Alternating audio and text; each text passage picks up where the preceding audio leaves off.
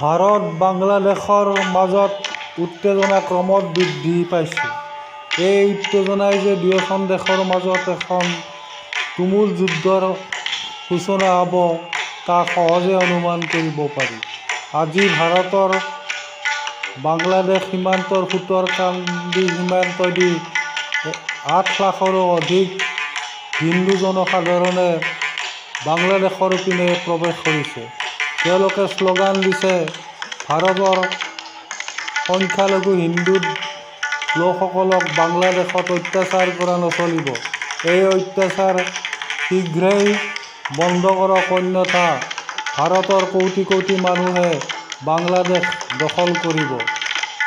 ইয়াৰ পাছতো বাংলাদেশ সেনাবাহিনীয়ে ভাৰতৰ লোকসকলক নিয়ন্ত্ৰণ কৰিব পৰা নাই। ক্ৰমশ সোমাই গৈছে।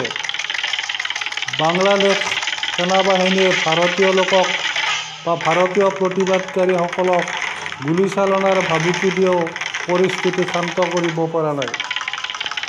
আনহাতে বাংলাদেশ আৰু ম্যানমাৰ সীমান্তৰ উত্তেজনা সৃষ্টি হৈছে।